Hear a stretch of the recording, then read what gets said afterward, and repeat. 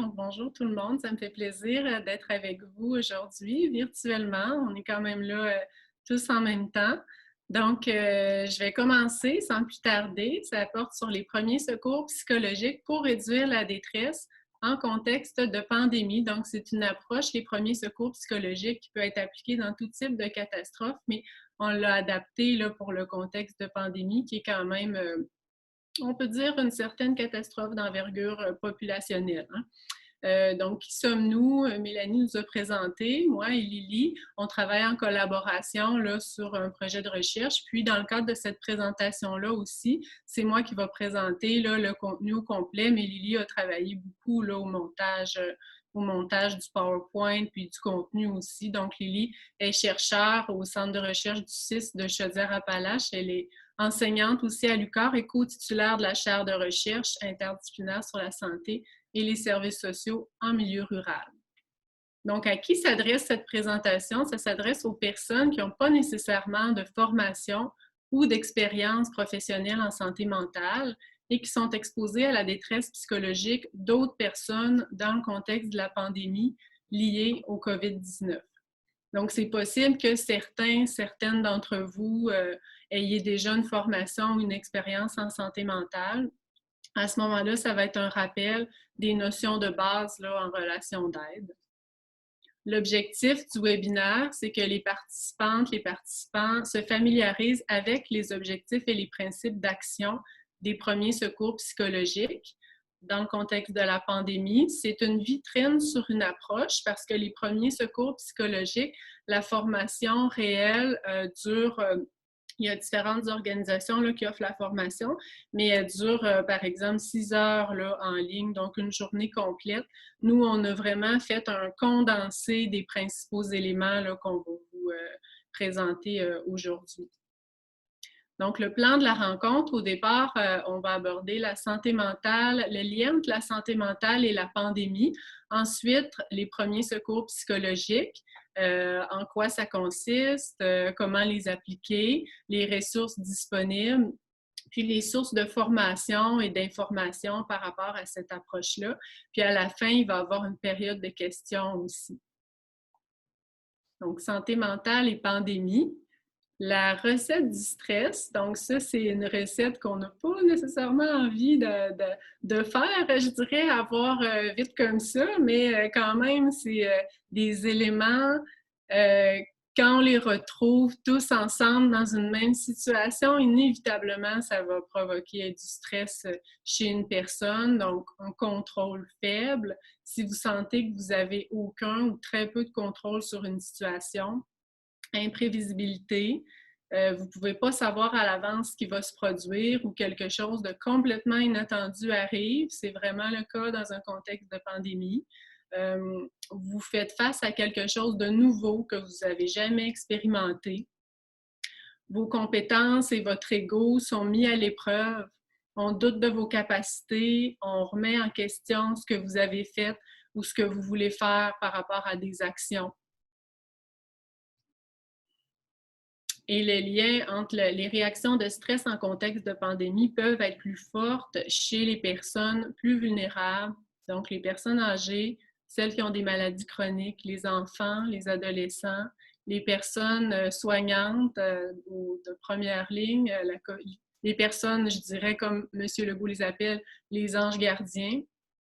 Les personnes avec des problèmes de santé mentale ou qui ont des problèmes d'utilisation, troubles de consommation, toxicomanie, les personnes qui ont tendance à s'inquiéter par rapport à leur santé, les personnes qui vivent seules, qui sont isolées ou qui ont déjà un réseau social qui était limité, les personnes qui ont déjà expérimenté un événement traumatique.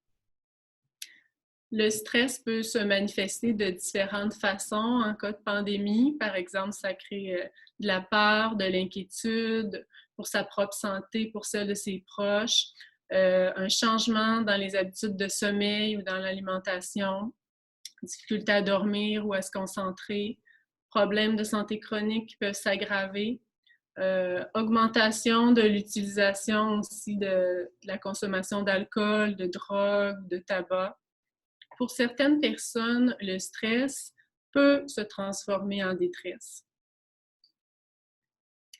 Ici, on vous a inséré le modèle de la pyramide de soins par étapes. Je vais vous expliquer sommairement en quoi elle consiste. Les organisations et les experts internationaux encouragent la mise en place d'interventions précoces auprès des personnes touchées par des désastres d'envergure populationnelle, comme une pandémie, et l'adoption d'un modèle de soins par étapes. C'est un modèle qui se fonde sur l'idée qu'une minorité de personnes affectées va avoir besoin de services spécialisés en santé mentale, donc ce qu'on voit tout en haut de la pyramide, puis que la majorité des personnes vont voir leurs besoins répondus par des services qu'on peut dire de faible intensité ou des services d'auto-soins, de soins communautaires, d'être en lien avec son réseau social. Donc, le petit triangle en haut qui est en orange représente pas seulement le niveau de service, qui est un service spécialisé, mais aussi la proportion de personnes qui en aura besoin de ces services spécialisés-là. Ce qui est en jaune, première ligne générale, on réfère ici au CLSC, aux cliniques médicales, GMF, à la ligne du 811 aussi. Et ce qui est en bleu, la majorité des gens se situent ici, les soins relatifs à l'individu, à la famille et les services qu'on peut retrouver directement dans la communauté. Donc, les premiers secours psychologiques se situent ici, vraiment à cheval entre les services communautaires et la première ligne générale. Donc, on entre dans le vif du sujet sur les premiers secours psychologiques. Il s'adresse à qui? Il s'adresse aux personnes en situation de détresse psychologique qui sont confrontées à une crise grave ou un événement très difficile. Ça peut être autant appliqué aux enfants, aux jeunes qu'aux adultes. Donc, c'est une approche qui est une approche, je dirais, qui est assez générale et qui est flexible aussi selon le type de personne à qui on s'adresse, selon l'âge, selon la culture aussi. La détresse psychologique, c'est le résultat d'un ensemble d'émotions négatives qui, lorsqu'elles sont vécues avec persistance chez un individu, peuvent entraîner des conséquences de santé importantes comme la dépression, l'anxiété, une incapacité à s'adapter efficacement aux circonstances. Elle a été définie comme une incapacité perçue de s'adapter. Donc, on voit le défi qui est devant nous, qui est au-delà des capacités qu'on a l'impression qu'on est capable de produire. C'est aussi un changement émotionnel, un malaise, et ça peut occasionner des dommages temporaires ou permanents subis par la personne. Bien qu'on fasse une distinction entre la détresse psychologique et le stress, il semble quand même que les facteurs de stress précèdent la détresse psychologique. Donc, ça ne veut pas nécessairement dire que si une personne vit du stress, automatiquement, qu'elle s'en va vers une détresse psychologique. Par contre, quand il y a plusieurs facteurs de stress vécus, ça allume quand même des lumières, si je peux dire, pour être plus vigilant. On peut aussi vivre de la détresse psychologique sans avoir nécessairement de conditions préalables de maladie mentale. Donc, tout le monde peut vivre de la détresse psychologique. Les premiers secours psychologiques, c'est une intervention qui vise à réduire la détresse psychologique et favoriser les capacités d'adaptation à court et à long terme chez les personnes. Donc, par là, on ne veut pas dire qu'on va faire un suivi à long terme, mais on veut dire que la réduction de la détresse initiale qui est liée à une situation de crise peut aider la personne après ça à être plus en contact avec ses capacités et pourrait même avoir des répercussions là, pour sa situation psychologique à long terme. Les principaux objectifs des premiers secours psychologiques en cas de désastre, c'est de fournir des outils de soutien aux personnes pour les aider à mieux gérer la situation de crise. Quand on parle des capacités d'adaptation, on réfère à la façon dont une personne s'adapte aux exigences de la vie courante, sa capacité d'atteindre les normes d'autonomie qu'on attend généralement d'elle compte tenu de son âge, son contexte socio-culturel et son environnement. Qui peut offrir les premiers secours psychologiques? Ça peut être offert par des intervenants de premier niveau qui n'ont pas nécessairement d'expérience professionnelle ou de formation en santé mentale, moyennant une courte formation ou la lecture de documents de référence pour en connaître les principaux éléments. Donc, ça peut être offert, par exemple, par des bénévoles, des intervenants communautaires, des employés municipaux, des intervenants de la santé, des services sociaux, des policiers, des gestionnaires, etc. Quand offrir les premiers secours psychologiques? Dans les premiers moments, dans les moments immédiats là, suivant l'événement traumatique. Donc, l'événement traumatique, ici, on parle de la pandémie, mais ça peut être d'origine naturelle ou non. Là. Ça peut être d'origine anthropique aussi. C'est aussi une approche qui peut être appliquée dans les semaines qui suivent parce qu'au moment de l'impact de l'événement, comme par exemple la pandémie, on pourrait dire que l'impact initial, c'était à la mi-mars, à l'annonce de l'urgence sanitaire. Mais maintenant, un mois et demi plus tard, on apprend quand même, il y a toujours des conférences de presse, on apprend des annonces presque à chaque jour, des annonces importantes. Donc là, par exemple, cette semaine, l'annonce d'un déconfinement progressif, ça peut créer beaucoup de stress, peut-être même de détresse chez certaines personnes. Donc, les premiers secours psychologiques peuvent s'appliquer dans les semaines qui suivent aussi là, à l'événement traumatique. Ça peut être offert en présence ou à distance. Par contre, le guide des premiers secours psychologiques concerne l'intervention à distance, s'applique auprès des adultes. On n'a pas fait de guide là, en fait, on n'a pas trouvé de guide, il n'existe pas de guide là, des premiers secours psychologiques à distance pour les jeunes. Donc ici, on parle vraiment des adultes. C'est démontré que les personnes qui bénéficient d'un bon soutien social après une crise peuvent mieux s'adapter que celles qui ont le sentiment de ne pas avoir été assez soutenues. Donc, c'est recommandé aussi par les experts internationaux. Donc, ici, quand on parle d'un bon soutien social qui permet de mieux s'adapter, on fait référence un peu quand on veut réduire la détresse puis améliorer les capacités d'adaptation de la personne à court et à long terme. C'est vraiment l'objectif. L'efficacité des premiers secours psychologiques s'appuie principalement sur des observations objectives et des consensus d'experts.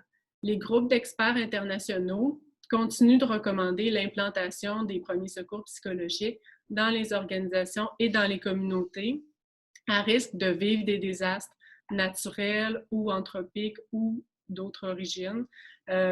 C'est recommandé, par exemple, par la Fédération internationale de la Croix-Rouge dans le contexte de la pandémie COVID-19 et par le ministère de la Santé et des Services sociaux également. Ce qu'en disent les études réalisées jusqu'à maintenant conviennent de la satisfaction des personnes qui ont offert les PSP. Quand je dis PSP, c'est les premiers secours psychologiques, là, ou qui en ont bénéficié dans une situation de désastre. Par contre, peu d'études visaient à démontrer leur efficacité à prévenir ou à réduire les impacts sur la santé mentale des personnes touchées par un désastre. Donc, les auteurs s'entendent quand même pour dire que les premiers secours psychologiques ne sont pas dommageables, ne causent pas de tort pour les personnes, puis permettent de répondre à plusieurs de leurs besoins psychologiques, émotionnels et sociaux immédiats. Ils sont aussi préférables au débriefing psychologique. Donc, selon l'OMS, l'Organisation mondiale de la santé, les premiers secours psychologiques sont considérés comme une bonne solution de rechange au débriefing psychologique, qui n'est plus recommandé, je dirais, dans la grande majorité là, des écrits. Les premiers secours psychologiques représentent une aide dans sa dimension humaine et concrète qui ne doit pas être confondue avec une intervention thérapeutique professionnelle. Donc, on n'est vraiment pas là dans une intervention de l'ordre, une intervention psychologique professionnelle, par exemple. C'est différent, là. Les premiers secours psychologiques ne sont pas dans ce registre-là. Les principes d'action des premiers secours, on a 3 principes d'action: observer, écouter et mettre en lien.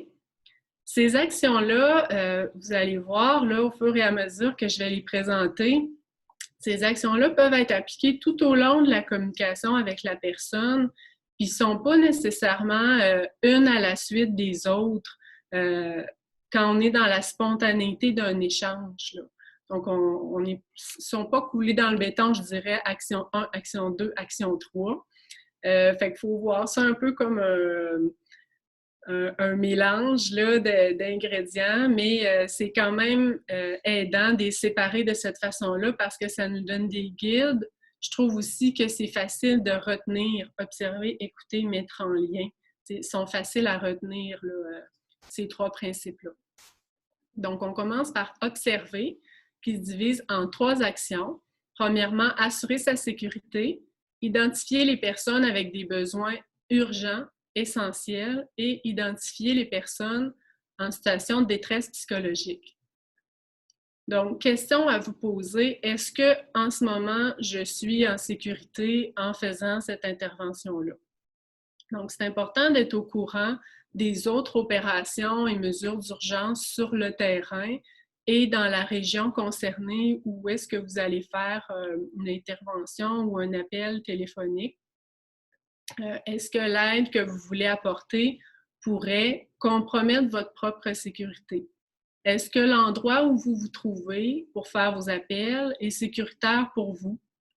Est-ce que les mesures sanitaires prescrites par la santé publique sont respectées là où vous vous trouvez? Est-ce que vous pouvez faire l'appel dans un endroit calme qui respecte la confidentialité? Est-ce que vous êtes en présence d'autres personnes qui pourraient entendre une conversation, pour entendre la conversation que vous allez avoir? Si vous doutez de la sécurité pour vous, vous n'intervenez pas. Vous essayez d'obtenir de l'aide pour apporter des changements nécessaires ou vous essayez quand même que les personnes qui sont dans le besoin soient rejointes, mais d'une autre façon. Mais vous n'y allez pas si vous jugez que ce n'est pas sécuritaire pour vous. Donc, identifier les personnes avec des besoins essentiels, urgents. C'est sûr que le principe d'observer pour une intervention des premiers secours psychologiques à distance s'applique différemment que lorsqu'on est directement sur le terrain. Sur le terrain, normalement, on prend une pause avant de se lancer, on observe, on fait un balayage visuel, on identifie les personnes qu'on juge qui sont le plus en détresse, on se dirige vers elles. Par contre, quand on fait un contact téléphonique, l'observation, mis à part observer si notre intervention va être sécuritaire pour nous, mais dans le cas d'un appel téléphonique, généralement, ces conditions-là de sécurité sont plus faciles à répondre, je dirais, sauf que l'observation va se faire pendant l'échange avec la personne. Donc, en lui parlant, en l'écoutant, en étant attentif pendant l'appel au contexte dans lequel la personne se trouve, à l'ambiance, l'environnement qui est autour d'elle, s'il y a des choses que vous êtes capable d'entendre ou de voir, si jamais c'est un appel, par exemple, FaceTime. Si vous constatez d'emblée que la personne a clairement des besoins urgents essentiels, essayez d'obtenir de l'aide pour elle, puis dirigez-la directement vers le personnel médical ou les services d'urgence, s'il y a lieu. Puis si vous êtes à distance au téléphone, essayez de voir avec la personne qui pourrait l'aider rapidement parmi les gens qu'elle connaît en attendant que les services d'urgence arrivent. Identifier les personnes en situation de détresse. Donc, est-ce que la personne avec qui je parle présente des signes de détresse? Ici, on a nommé certains signes de détresse, par exemple, présenter des symptômes physiques comme une perte d'appétit, des douleurs, par exemple, maux de tête, des pleurs, tristesse, humeur dépressive, anxiété, peur, hypervigilance, hein, être super vigilant, sursauter au moindre bruit, par exemple, être très inquiet, avoir des appréhensions, anticipations, beaucoup, faire de l'insomnie, faire des cauchemars, présenter de la colère, de l'irritabilité, de la culpabilité, de la honte, être confus, être comme coupé de la réalité, engourdi ou désorienté, être replié sur soi-même, refermé ou être incapable de s'occuper de soi ou de ses proches. Donc ça, c'est des signes de détresse psychologique. Faut garder en tête que c'est pas toutes les personnes qui vont avoir besoin des premiers secours psychologiques. C'est pas toutes les personnes qui vont les accepter non plus. Puis les relations humaines qui sont établies avec les personnes, dans ce cas-ci, les victimes de la pandémie, les proches aidants, doivent être fondées sur la compassion, puis ne doivent pas être forcées ou intrusives. Donc, on est dans un contexte volontaire ici. Attention, parce que pour certaines personnes, les premiers secours psychologiques ne seront pas suffisants. Ils vont avoir besoin d'une aide professionnelle. Des personnes, par exemple, qui ont des besoins urgents, comme on disait tantôt, besoins essentiels urgents, des personnes qui sont tellement bouleversées qui ne sont plus en mesure de prendre soin d'elles-mêmes ou de leur famille. Des personnes qui peuvent se faire du mal, par exemple, qui ont des idées suicidaires, qui peuvent faire du mal à autrui. Donc, c'est important que ces personnes-là soient référées vers des services professionnels. C'est important aussi que la trajectoire de référence soit établie à l'avance. Donc, pour une personne, par exemple, un bénévole qui va faire un appel auprès d'un proche aidant, ça peut-être qu'il connaît bien cette personne-là, mais peut-être aussi que c'est un nouvel appel qu'il ne connaît pas la personne. C'est important qu'il y ait déjà une trajectoire par l'organisme qui soit faite pour guider le bénévole, par exemple, ou l'intervenant. Bon, intervenant bénévole, on va dire... c'est important qu'il puisse savoir, par exemple, si la personne présente des idées suicidaires, je fais quoi? À qui je le réfère? Là? Donc, il y a la ligne ici, par exemple, le 1866 appel, urgence détresse. Il y a aussi la possibilité d'appeler le 911 si on juge vraiment que la personne est très, très en danger en ce moment. Il y a aussi la ligne 211, il y a plusieurs autres ressources, des fois communautaires, locales, qui peuvent être interpellées pour différentes situations. Donc, c'est important que, par exemple, ceux qui font les appels aient un petit guide de trajectoire de ressources selon les différents besoins là, des personnes qu'ils peuvent rencontrer. Quand ils voient que les besoins de la personne sont au-delà de leurs compétences. Donc, on a terminé le principe observé. La situation est sécuritaire. On a fait attention pour répondre aux besoins essentiels urgents de la personne. Est-ce qu'elle présente des besoins urgents pour lesquels on doit intervenir tout de suite? Est-ce que la personne est en détresse psychologique? Maintenant, on va regarder l'action de écouter, qui est divisée en 3 étapes. Aborder les personnes pouvant avoir besoin de soutien. C'est sûr que quand on fait un appel, on les aborde à la seconde 1 que le téléphone se décroche.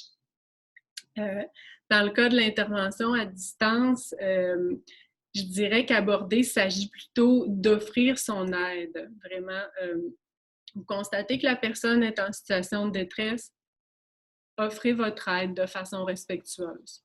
Ensuite, calmer, stabiliser, puis demander à la personne de nommer ses besoins, nommer ses préoccupations. Abordez les personnes de manière respectueuse et soyez calme. Présentez-vous en indiquant votre nom, le nom de votre organisme, votre rôle. Ça ici, vous présentez, ça va de soi qu'on se présente dès le premier contact avec la personne. Demandez-leur si vous pouvez les aider. Vous me sentez très inquiet ou inquiète. est-ce que je peux vous aider? Est-ce que vous voudriez en parler? Trouver un endroit sûr et calme pour parler, pour elle et pour vous. Mettez la personne à l'aise, assurez sa sécurité.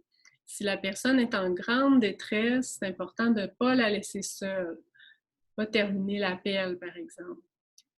Les priorités d'intervention sont de s'assurer de la sécurité immédiate de la personne de façon continue, puis de favoriser leur confort physique et émotionnel. Donc, ça peut être avec des moyens concrets aussi, là, qu'on va voir plus loin. Pensez aussi à demander, est-ce que vous appelez dans un bon moment pour la personne? Si, par exemple, elle est en train de faire des soins physiques à son proche, à son conjoint, c'est probablement pas le meilleur moment. Peut-être qu'elle va vous dire oui, c'est correct, mais essayez de voir est-ce que vous étiez en train de faire quelque chose, puis des fois, après, vous apprenez que ouais, finalement, c'est peut-être préférable de rappeler plus tard. Si c'est un bon moment, ben, vous pouvez proposer à la personne d'aller s'asseoir, si possible, dans un endroit confortable, plus calme. Vous pouvez aussi l'inviter à se prendre un verre d'eau chez elle, même si vous êtes à distance. Diminuer les bruits environnants, si possible. Fait que ça, c'est des petites actions, des petites suggestions qui peuvent quand même faire une différence pour la personne, qui envoie le signal de « OK, je peux prendre le temps juste d'aller me prendre un verre d'eau puis de m'asseoir ». Déjà là, juste ça peut aider à calmer un petit peu la personne. Accordez toute votre attention à la personne, puis faites des signes d'écoute non verbal ou verbal. C'est sûr que si vous êtes au téléphone seulement auditif, faites des signes verbaux. Si vous pouvez la voir à l'écran, faites des signes physiques aussi que vous l'écoutez bien. Donc, avoir une écoute attentive, être toute là pour elle. Puis vous assurez aussi qu'au moment où vous faites l'appel, vous avez la disponibilité mentale et physique de le faire. Donc, vous n'aurez pas une autre préoccupation urgente, puis avoir, par exemple, des emails à regarder rapidement parce que vous attendez une réponse de quelqu'un. Donc, vous aussi, vous permettez d'avoir un espace de disponibilité pour la personne avec qui vous parlez. Écouter ses préoccupations, donc avoir les oreilles grandes ouvertes. Faites preuve de compassion et de respect en prenant conscience de vos propres préjugés. On a tous certains préjugés. C'est important d'en prendre conscience pour les mettre de côté pendant l'appel, autant que possible. En prendre conscience, c'est déjà une étape super importante. Soyez calme et patient. Restez près de la personne. Si vous êtes en personne, bon, évidemment, ayez une distance appropriée. L'aider à se calmer au besoin. Vous pouvez lui montrer, lui proposer certaines techniques pour se calmer. Par exemple, s'asseoir, avoir la plante du pied bien en contact avec le sol, se fermer les yeux, respirer lentement. Ou si vous connaissez différents exercices de respiration, ça peut être très simple, les exercices de respiration. Inspirer 4 secondes, expirer 8 secondes.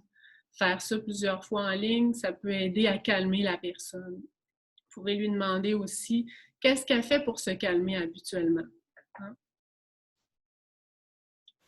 Ne pas pousser la personne à parler, ça c'est un élément super important des premiers secours psychologiques. On est dans un contexte volontaire, puis on ne force pas la personne à parler, donc on la laisse parler si elle le souhaite, mais on ne force pas, on ne communique pas de façon intrusive. Les silences sont importants aussi, donc c'est pas nécessaire que la conversation soit meublée toujours. Les silences ont leur place aussi. Ne pas parler de vos expériences personnelles, ne pas demander à la personne de raconter ce qui s'est passé, mais si elle en parle, de l'écouter. Acceptez ce que décrit la personne, reconnaissez les difficultés qu'elle vit, les pertes. Par exemple, je suis désolée, je comprends que vous soyez stressé ou inquiète, je comprends que ça soit difficile en ce moment pour vous. Donc, vous validez, c'est comme si vous la validez dans sa difficulté en ce moment. Si elle montre des signes d'une détresse importante, aidez-la à retrouver son calme, veillez à ce qu'elle ne reste pas seule, comme on disait tout à l'heure. Ne pas exagérer vos compétences non plus, hein, d'être capable de connaître la limite de vos compétences, puis de le dire à la personne aussi, si vous sentez là, que vraiment elle a besoin d'aide supplémentaire, ben de lui dire. De ne pas divulguer l'histoire non plus de d'autres personnes que vous aidez. Puis ne pas juger la personne sur ses actes ou ses sentiments, donc sur ce qu'elle a fait ou comment elle se sent. Des fois, les sentiments, des fois, on se dit c'est pas toujours cohérent avec ce qui se passe, mais ça, c'est vraiment propre à chaque personne. Hein? Chaque personne a sa propre façon de réagir. Lorsque vous faites des appels auprès des personnes, prenez une pause. Si vous sentez que vous êtes en train de juger les personnes, si vous sentez que vous êtes porté à plus juger ou si vous sentez que vous devenez plus impatient pendant les appels, vous avez hâte que l'appel finisse ou si vous sentez des fois en colère en faisant l'appel ou en colère si la personne ne suit pas les consignes, c'est important de vous respecter là-dedans. Puis de prendre une pause, donc autant pour votre bien-être à vous que pour la qualité de l'échange que vous allez avoir avec la personne aussi là, par la suite. Donc, prenez des pauses. Demandez à la personne d'identifier ses besoins et ses préoccupations. Donc, même si certains besoins peuvent vous apparaître évidents, demandez à la personne elle-même de nommer ses besoins. Parce que peut-être que vous allez vous dire, c'est clair, cette personne-là est très épuisée, elle est vraiment au bout du rouleau, elle a besoin d'un répit, mais elle, son besoin principal, c'est de s'assurer que son animal domestique va bien en ce moment. Alors que vous n'y auriez pas pensé du tout, mais pour elle, c'est ça en ce moment dans l'immédiat qui l'inquiète le plus. Donc, c'est important que le besoin vienne de la personne elle-même, puis que vous définissez avec la personne ce qui est le plus important pour elle dans l'immédiat. Donc, on est vraiment dans l'ici et maintenant, besoin, préoccupation immédiate. C'est aussi recommandé d'écouter plus que vous parlez pour bien identifier les préoccupations.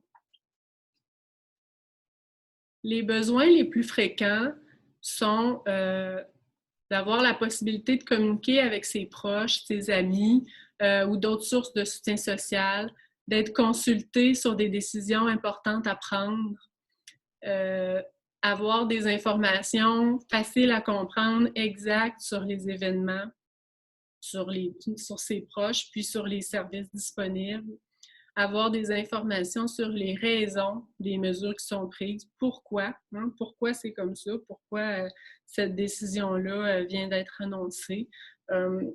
Aussi, connaître les services de santé pour avoir besoin, de services de santé pour certains problèmes, puis avoir accès à du soutien spécifique en fonction de sa situation, de sa culture ou de sa religion.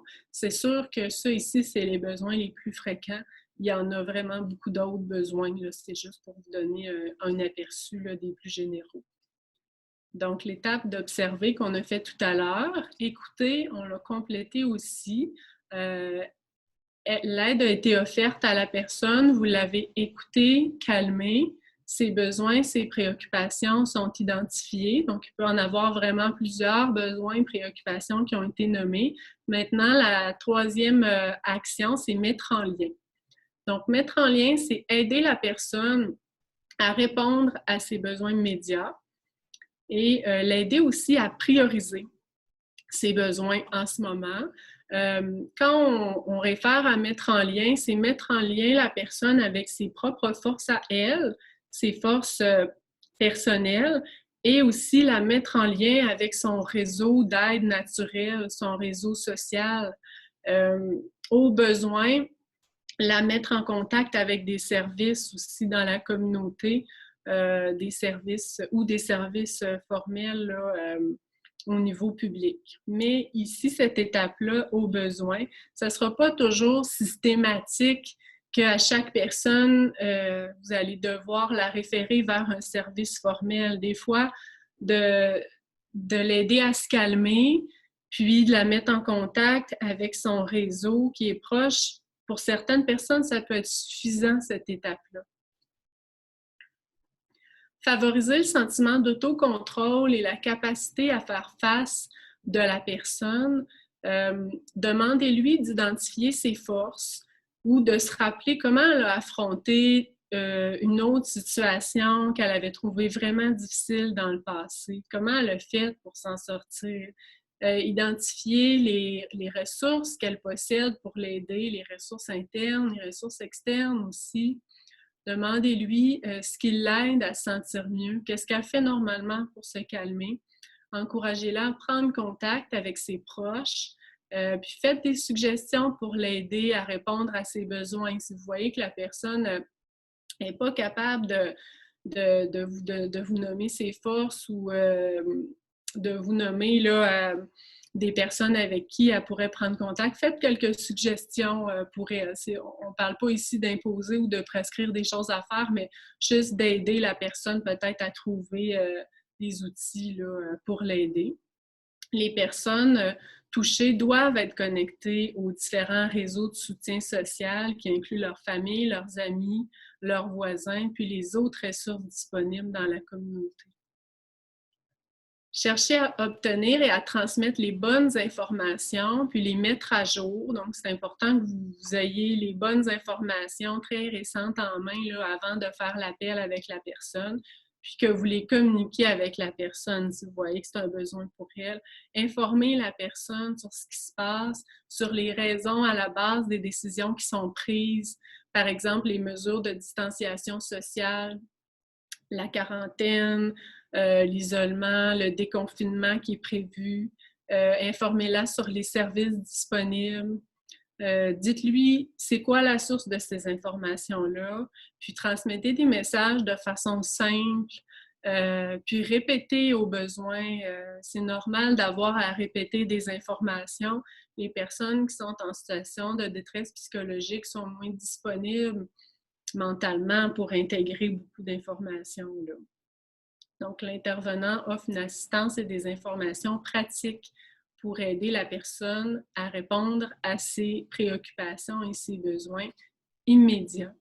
Les personnes ont besoin d'informations surtout sur l'événement, sur la maladie, sur les mesures qui sont prises, sur leurs proches, les autres personnes affectées, sur leur sécurité, informées de leurs droits, la manière d'accéder aux services dont elles ont besoin.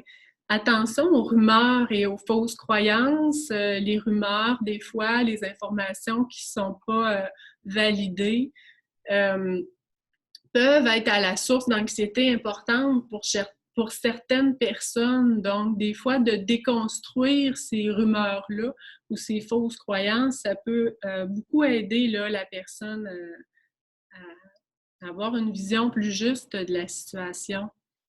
Ici, on vous a inclus certaines sources là, d'informations de base sur la COVID-19 que vous pouvez transmettre aux personnes que vous appelez. Le guide d'auto-soins sur la COVID-19 du ministère, vous l'avez peut-être reçu par la poste. En tout cas, moi, je l'ai reçu.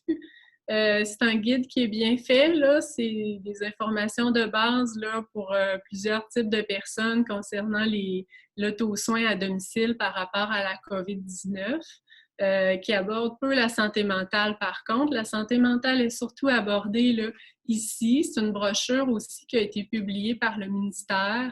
Donc, stress, anxiété et déprime associées à la maladie COVID-19.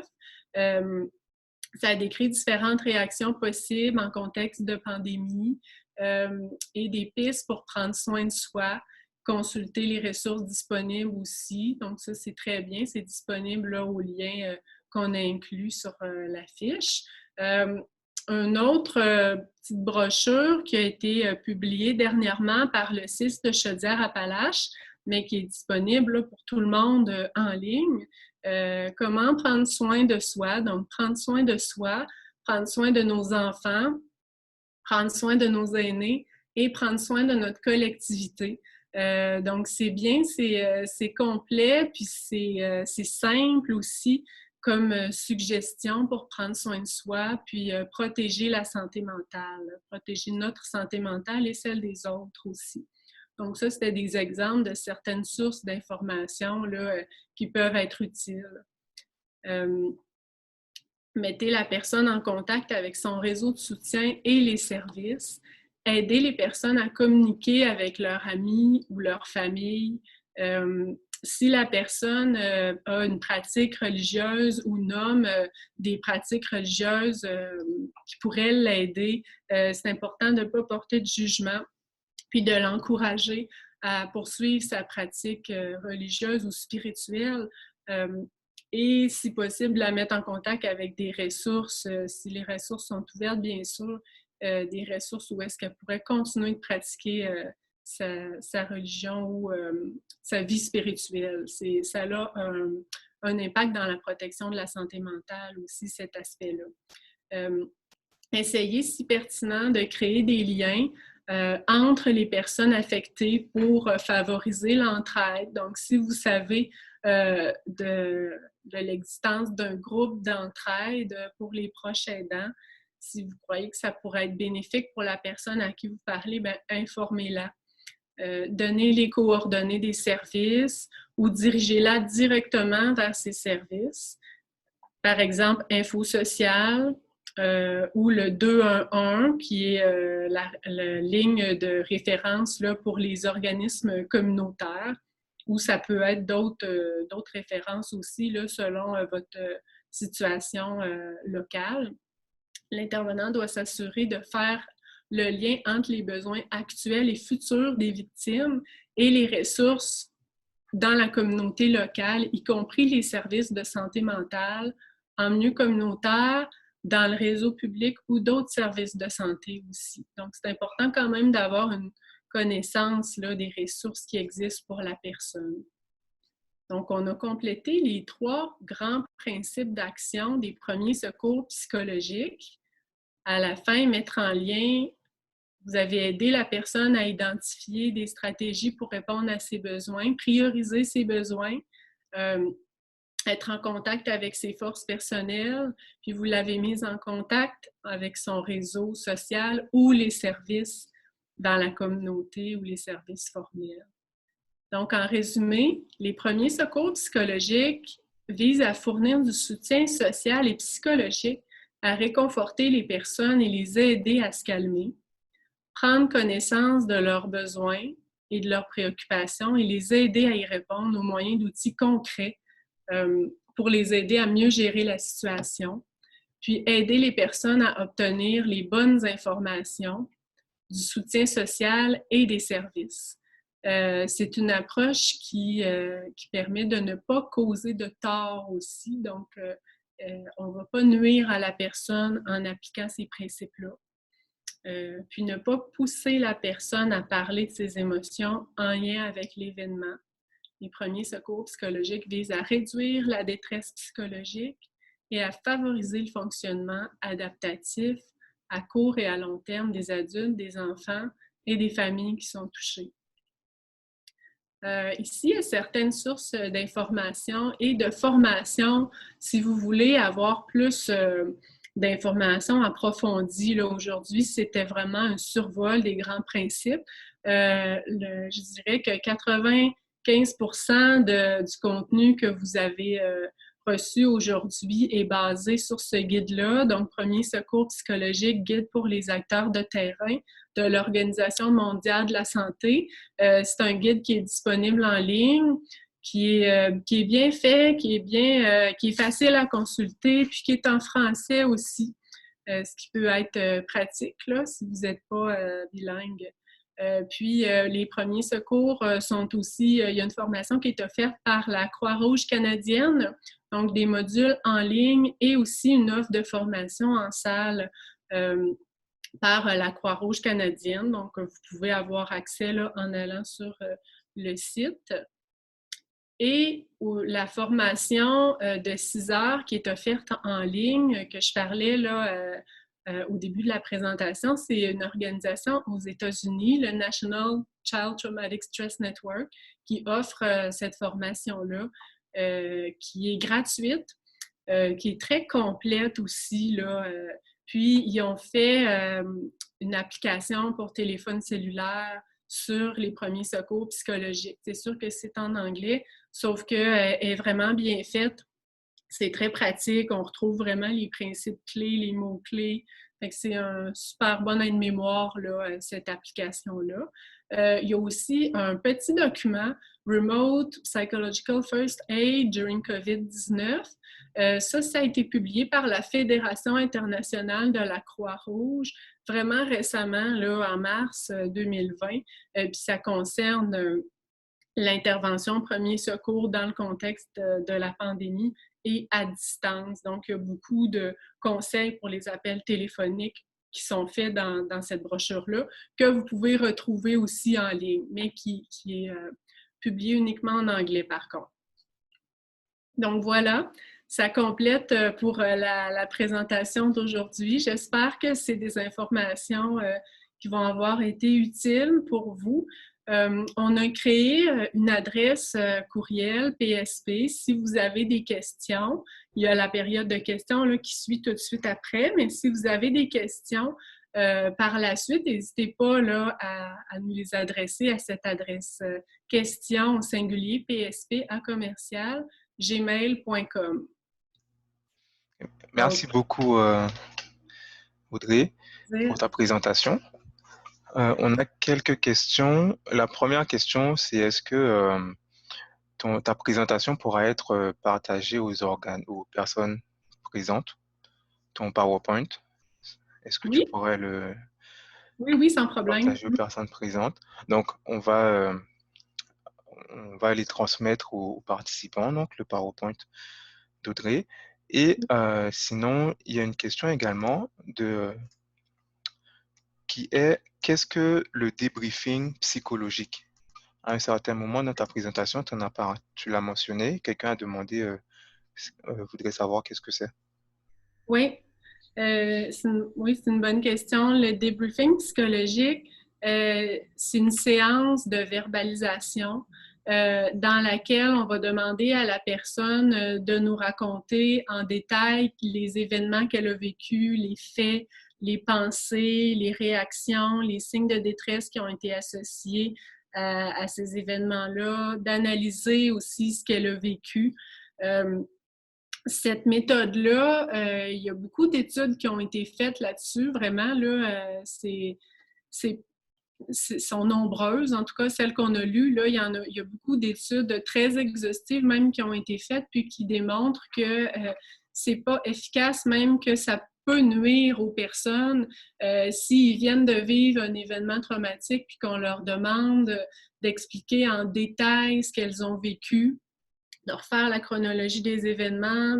Finalement, ce que ça peut provoquer, c'est de faire revivre à la personne le traumatisme, donc comme de créer une exposition supplémentaire à la personne là, au traumatisme. Fait que ça peut créer finalement une retraumatisation. Donc, c'est pas indiqué de faire ça. Ça veut pas dire, par exemple, que c'est complètement à bannir parce que ça peut être indiqué si on est un professionnel vraiment spécialisé en santé mentale et spécialisé dans la technique là, du post-trauma. Peut-être qu'à ce moment-là, ça peut être pratiqué, sauf que ça doit faire partie d'un plan d'intervention. On ne peut pas seulement rencontrer la personne pendant 1 heure ou un groupe de personnes, les faire verbaliser beaucoup, puis ensuite les laisser repartir. Ça doit faire partie d'un plan d'intervention structuré là, pour les personnes en post-trauma. Donc, c'est ça, à la lumière de plusieurs études qui ont démontré que le débriefing psychologique pouvait causer du tort pour des personnes. L'approche des premiers secours psychologiques est davantage recommandée maintenant pour les personnes à la suite d'un traumatisme. J'espère que j'ai répondu. Ludovic, j'avais une question pour... Oui. En fait, c'est aussi pour les participants, là, avant de poser les 2 questions qui nous restent, d'aller, s'il vous plaît, je vois qu'il y a plus de participants que de gens qui ont nommé leur présence dans la question et réponse, donc ça nous aiderait vraiment là, que vous puissiez aller dans questions et réponses et envoyer là, à tous les conférenciers votre nom et votre organisation. Ensuite, il y a des gens qui ont demandé si c'était enregistré le webinaire d'aujourd'hui et c'était possible de l'envoyer aussi le lien par la suite. Et je crois que c'est possible. Ludovic, tu me fais signe que oui, c'est bon. Oui. Et il y a quelqu'un qui demandait peut-être à Audrey si c'est possible de l'avoir en format PDF pour le transmettre à nos équipes parce que le format, dans le fond, PowerPoint, c'est pas toujours nécessairement facilitant à transmettre pour nos équipes. Oui, c'est possible, il n'y a pas de problème. Il y a des gens qui lèvent la main, là, je ne sais pas si tu peux activer leur micro, Ludovic. Oui, je vais voir qui. Je vois... Oh, c'est Madame Desjardins. Je vais activer son micro.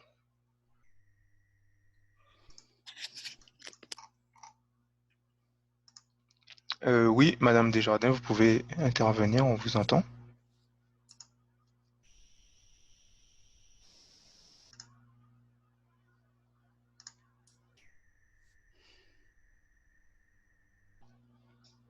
Bon, peut-être qu'elle n'avait pas de Il question. faut désactiver votre micro. Votre micro est toujours... Il faut activer votre micro.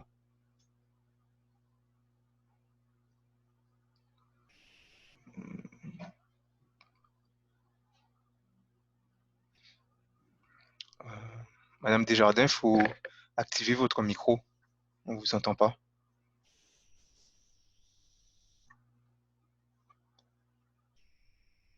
Non. Je pense que c'était quand même pas mal les questions oui, qu'on a effectivement. reçues en cours de présentation. Oui, ben, moi j'avais une question que je m'étais notée. C'est quand vous aviez parlé, quand tu as mentionné le fait que parfois les premières interventions ne sont pas suffisantes, bah, à quel moment on peut jauger que les les premiers soins psychologiques ne sont pas suffisants? C'est quoi comment on peut jauger que la personne a peut-être besoin de plus que ce qu'on est en mesure de lui offrir? C'est une bonne question. Il n'y a pas une seule réponse, là. Il n'y a pas une recette claire, là, je dirais, par rapport à ça. Peut-être de vous fier à votre jugement aussi, vous fier à ce que vous en pensez, de voir avec la personne aussi après, si vous doutez, de voir avec la personne comment vous vous sentez maintenant. Est-ce que vous trouvez que ça a fait une différence, l'échange qu'on a eu, les techniques que je vous ai proposées ou les forces que vous m'avez nommées que vous avez? La personne peut peut-être être capable de le dire elle-même, mais si vous jugez, si vous sentez que c'est probablement pas suffisant, ça dépend des situations. Peut-être que la personne, vous pouvez, par exemple, si vous ne le savez pas trop, mais vous dites qu'il n'y a clairement pas un besoin essentiel, urgent, on ne va pas appeler le 911, là, mais si vous ne savez pas trop, vous avez quand même certaines inquiétudes, vous pouvez offrir à la personne de la rappeler à un autre moment si elle accepte, par exemple, de dire, ben, est-ce que vous acceptez qu'on se reparle la semaine prochaine? Est-ce que vous acceptez que je vous rappelle? Juste pour voir comment vous allez prendre de vos nouvelles par rapport à ce que vous m'avez parlé aujourd'hui, voir comment ça évolue. Donc, des fois, un deuxième appel, ça peut être à ce moment-là que vous allez pouvoir être plus certain, OK, est-ce que la personne semble correcte ou est-ce que vraiment on s'en va vers un service supplémentaire? ou vous le proposez à la personne. Est-ce que vous voudriez avoir de l'aide supplémentaire? Est-ce que vous sentez que c'est nécessaire à ce moment-ci? Par contre, si elle présente des signes de détresse importants, si vous lui demandez si elle est capable de prendre soin d'elle-même, est-ce qu'elle a mangé aujourd'hui, est-ce qu'elle a dormi, si elle vous dit que ça fait 1 semaine qu'elle n'est pas capable de dormir, qu'elle a vraiment des pertes d'appétit importantes, qu'elle a de la difficulté à prendre soin d'elle, puis qu'elle n'est plus capable vraiment de prendre soin de son proche en plus, mais qu'elle vous dit que tout va bien, bien là, il faut que ça vous allume des lumières, là, comme quoi peut-être que la personne n'est pas en mesure à ce moment-là de juger pour elle-même, puis que là, vous avez besoin de prendre des mesures pour assurer sa protection, là. Ça dépend vraiment de chaque situation, mais c'est important d'écouter. Si vous avez un doute, écoutez-le, ce doute-là, pour le valider. Puis adressez-le avec la personne. Soyez transparent aussi, là, parce que c'est vraiment pour le bien de la personne, là. OK, merci. Merci pour ta réponse. Je crois que ça fait le tour des questions des participants. Je profiterai pour remercier Audrey de sa présentation, les beaux commentaires dans le chat aussi là, sur les liens, la source d'information qui est super intéressante. C'est pour ça que les gens voulaient avoir ta présentation aussi. Oui, c'est bien normal, merci. Un grand merci à toi. On ne peut pas applaudir là, parce qu'on est à distance, mais on l'aurait fait. Merci. Gentil, merci. Ça me fait plaisir. Merci, au revoir. Au revoir.